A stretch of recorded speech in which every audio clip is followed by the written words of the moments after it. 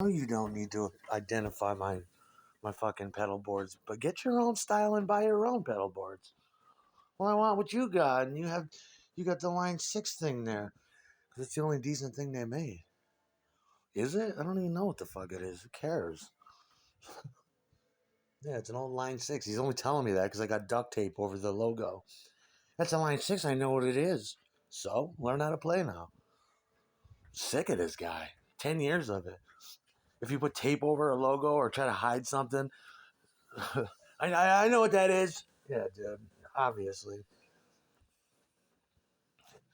It's pretty, it's not a unique design. Anybody can identify that. And I'm talking about Mooger Foogers. I'm not talking about the Line 6. The thing you did with your bass on YouTube? Yeah, so what you gonna do? Copy me? Stop identifying my gear. Stop identifying old pornos I had. Stop identifying everything in my fucking life. It's annoying. I'm an Aaron clone. I gotta know what you have. You don't need to know what I have. I don't use the Line 6. I use it for bass or whatever. Dude, I'll play a fucking, I'll play a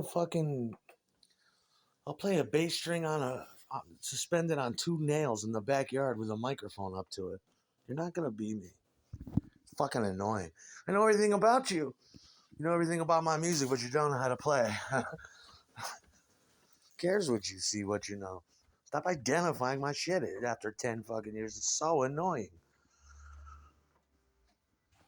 Yeah, I got my Line 6, so what? I got a Boss GT6, I got a Boss GT1. What the fuck else I got? I got all kinds of shit. I got a Boss ME5. There's my fucking Akai MPC fucking 1 Plus. I got my Digitech fucking board over there. My Digitech RP 500. You want me to keep going? I got my, what the fuck is this? I got my Toneworks Korg pedal. I got all kinds of fucking pedals. So, the point is what? Do your own thing, man.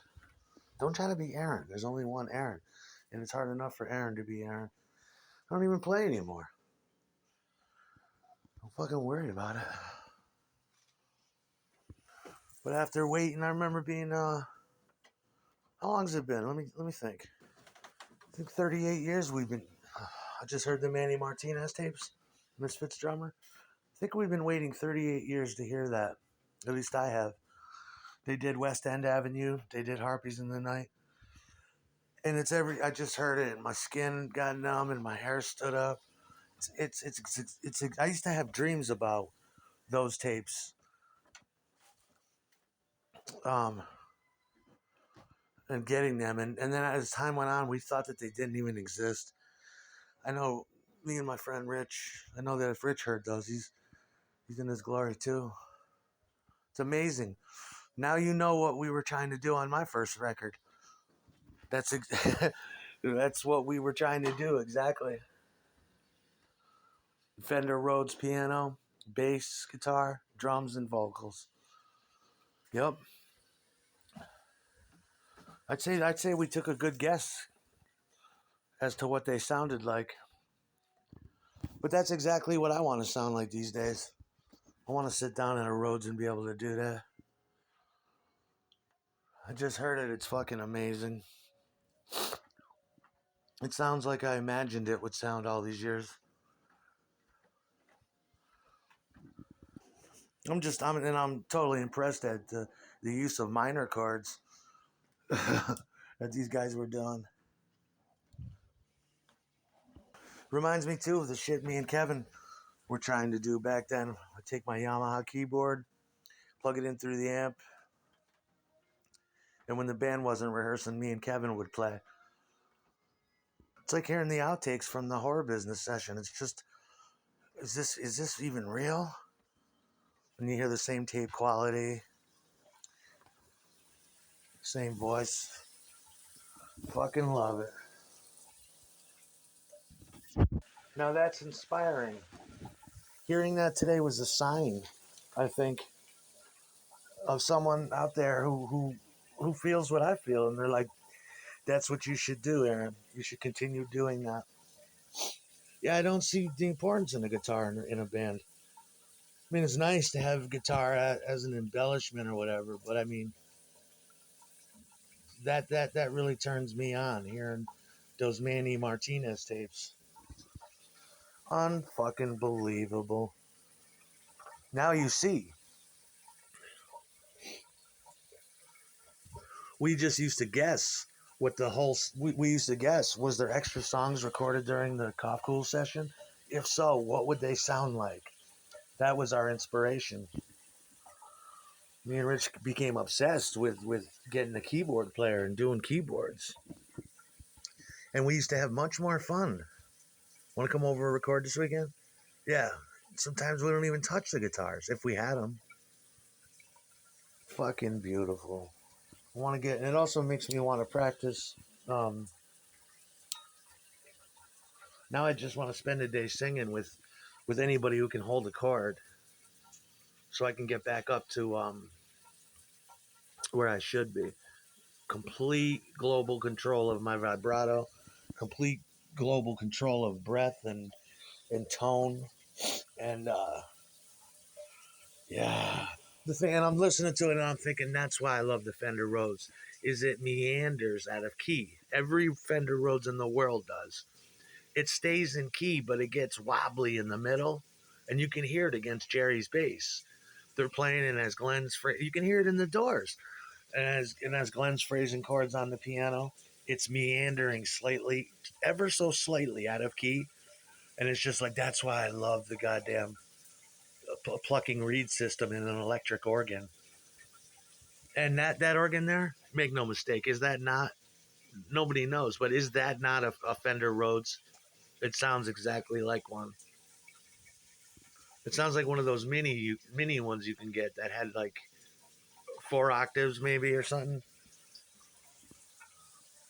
Oh, where is my YouTube video of me playing Nintendo songs on my Mooger Fooger? Shut the fuck up over there. I want this shit done today. I gotta go.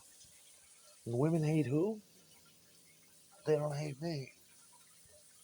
The guy's not evil. I mean, he is evil, but in a weak way. Just impious little bastard. You know, not a full bona fide demon, just an impious little bastard that has too much power.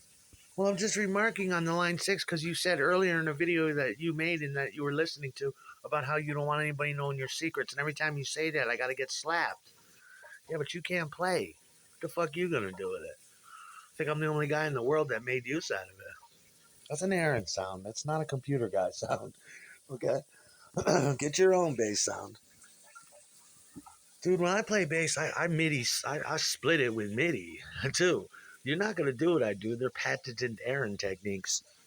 I'll take my shit, put it into a PreSonus MIDI splitter, run it to my keyboard, and run both into the recording console. And I have real bass back with keyboard MIDI split bass and a keyboard because it works best with single notes. That's how I got the idea for my MIDI bass. And I use Mooger Fooger bass.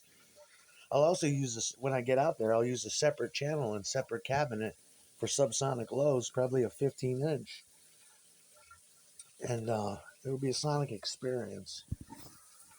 You see what he does though? It's his favorite. You said you didn't want anybody to know what you're doing.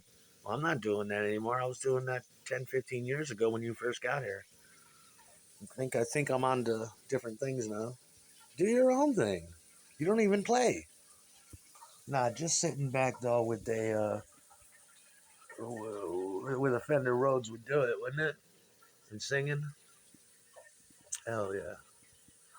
That's probably the best way to write songs too. I used to sit down on my Lowry and do the same thing. And then you transcribe it to guitar. You'd be like, the guitar's so fucking easy. But it just hits different with the keyboard. It sounds great. But someone, you're a real sweetheart for telling me that. And I was thinking the same thing. This is what we were trying to do back then. We were imagining what that set list would sound like, and it's like confirmation. It's like that's exactly what I dreamed it would be. Last time I talked to Rich, he came running in my house on Second Street. He's like, you're never gonna believe this. I'm like, what? He's like, Manny Martinez is on YouTube. And I thought he said Danny Martinez, my guy. I'm like, oh yeah, Danny's on there. He just uses different names. He's like, no, Manny Martinez. I'm like, the drummer from the Misfits? He's like, yeah. I'm like, you gotta be fucking kidding me. So we pulled it up and we was just sitting there smoking a joint, just smiling like idiots. We're like, wow, I can't fucking believe it. Can't fucking believe it. Imagine how stoked you'd be if he was Jerry only or Manny and you bumped into a Glenn Danzig. And he's like, yeah, we need a bass player. You come over to the practice place you've only been playing for 3 months. You're like, whoa, yeah, we can definitely start a band with you. They was stoked. Glenn Anzalone at home at night in his little Italian house upstairs or downstairs in his mom's basement, churning out those creepy hits. Glenn, it's time for dinner. Hang on. Working out his minor chords on the Fender Rhodes. That's the visions I get.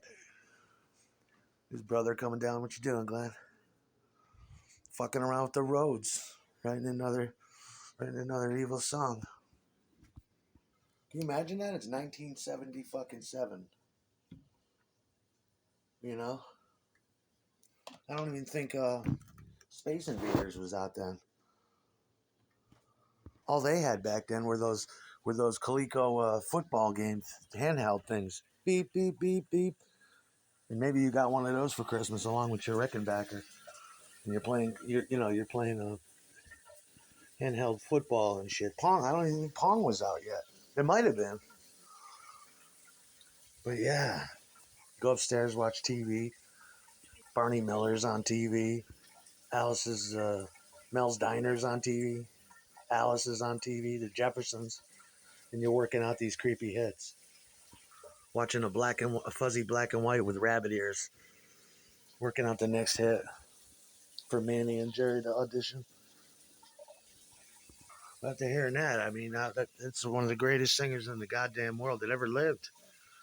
To me, he's better than Elvis. I mean, I loved Elvis too. I'm a pretty strong Elvis fan too. But that shit there just does it hits a little different. Totally heavy hitting shit. You sing way too good for your age. You know, you sing way too good. Born singer because he had to go with his brother to roadie for all these gigs and probably seen a bunch of clown ass singers. He's like, I can do better than that. Hell yeah. Can you imagine catching that act out somewhere? So what? Yeah, I bet you all the mothers used to love him too. You guys sound good down there. What the hell are you singing? That's Teenagers from Mars. This is Children in Heat. Oh, that's an interesting title. What's it about?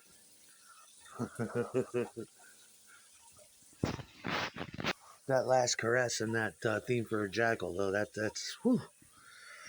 Yeah, yeah. And the interesting choice of drum beats. You know, interesting choice. Just insane. You could hear that disco was on the radio. You can hear it. And you know, interesting choice of drum beats. Truly original band. Nobody sounds like you.